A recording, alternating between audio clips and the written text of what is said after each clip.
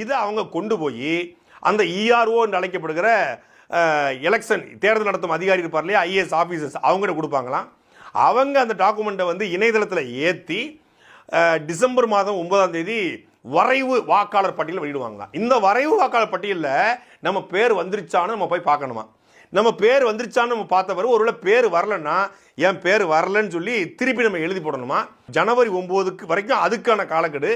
ஜனவரி 9க்கும் வரல அப்படின்னா திருப்பி வந்து பிப்ரவரி 7ஆம் தேதி இந்த வாக்காளர் பட்டியலை வெளியிட்டுருவாங்க. அதுக்கப்புறம் நம்ம பேர் இல்லைன்னா நம்ம பேர் சேர்க்கப்படலை, ஏதோ டாக்குமெண்ட் தப்பாக இருக்குது அப்படின்னு நம்ம தெரிஞ்சுக்கணுமா.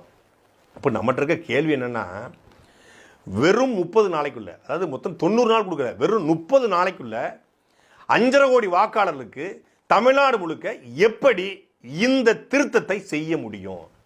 ஏற்கனவே இது மழை காலம் ஒரு பக்கம், இன்னொரு பக்கம் நம்ம அதிகாரிகள் எப்படி வேலை பார்ப்பாங்கன்னு நமக்கு நல்லா தெரியும், எப்படி பரபரப்பாக வேலை செய்வாங்கன்னு தெரியும். அப்போ பீகாரில் 69 லட்சத்துக்கு மேற்பட்ட வாக்காளர்கள் எப்படி நீக்கப்பட்டாங்க என்பதை கண்கூடா பார்க்குறோம். எப்படி நீக்கப்பட்டிருக்காங்கன்னா, இந்த மாதிரி நீங்கள் போய் ஒரு வீட்டில் போய் பாருங்கன்னு சொன்னதுக்கு வேலைக்கு போயிடுவாங்க, ஒன்று வெளியூர் போயிடுவாங்க, வெளிநாடு போயிடுவாங்க. நீங்கள் எப்படி கேட்பீங்க அவங்ககிட்ட போய்? 3 முறை அந்த அதிகாரி வீட்டுக்கு வந்திருக்காரா என்பதை நம்ம உறுதிப்படுத்தணுமா. 3 முறை வராரியா, நான் சென்னைக்கு வந்துட்டேன், என் வீடு பூட்டி கிடக்கு, இப்போ எனக்கு ஓட்டு இருக்குமா இருக்காதா? நான் வெளிநாடு போயிட்டேன், ஓட்டு போட மட்டும் தான் உள்ளூருக்கு வருவேன், ஆனால் ஓட்டு உள்ளூரில் இருக்குது. எனக்கு இல்லைங்க, எனக்கு 2004க்கு முன்னாடி ஓட்டு இல்லை, இப்போ தான் எனக்கு ஓட்டு வந்திருக்கு, புதுசாக என் பேரை சேர்க்க வேண்டிய தேவை இருக்குது. எப்படி சேர்க்கறது? நான் வெளிநாட்டில் இருக்கேன், ஆனால் ஓட்டு ஊரில் இருக்குது. இந்த அதிகாரி வரும்போது என் வீடு பூட்டிருக்கு, எங்கள் அப்பா அம்மா இல்லை, எங்கள் தாத்தா பாட்டியும் இல்லை, நானே மனைவி மட்டும்தான். இல்லை நான் மட்டும்தாங்க, குடும்பமே இல்லைங்க, எனக்கு நான் மட்டும்தான் இருக்கேன், நான் வெளிநாட்டில் இருக்கேன், ஆனால் ஓட்டு இருக்கு, நான் வந்து போட்டு போயிட்டு இருக்கேன். இப்போ இந்த சிறப்பு தீவிர திருத்தத்தில் என் பேர் சேர்க்கப்படுமா சேர்க்கப்படாதா? கிராமத்தில் இப்போ வில்லேஜ் அசிஸ்டன்ட் ஒரு அங்கன்வாடி ஊழியர்னா கிராமத்தில் 400 வீடு இருக்குது அப்படின்னா 400 வீட்டில் யார் வெளியூரில் இருக்கா, யார் வெளி மாநிலத்தில் இருக்கா, யார் வெளிநாட்டில் இருக்கா, யார் செத்து போனான்னு தெரியும், யார் இல்லீகல் என்ட்ரின்னு தெரியும்.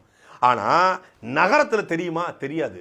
இன்னைக்கு நான் இந்த வீட்டில் வாடகை இருக்கேன், இந்த வீட்டில் எனக்கு ஓட்டர் ஐடி இருக்குது, திடீர்னு இந்த ஒரு மாதத்தில் நான் வீடை காலி பண்ணி பக்கத்து தெருவுக்கு போயிடுறேன்.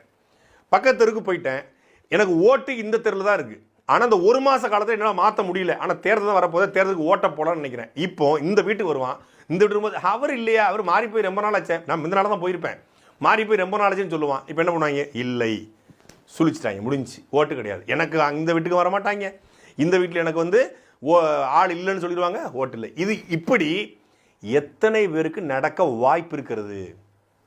ஏற்கனவே சும்மாவே பேரை தூக்கி விடுவாங்க, எதுக்கு தூக்குறாங்கன்னு தெரியாது, தூக்கி விட்டு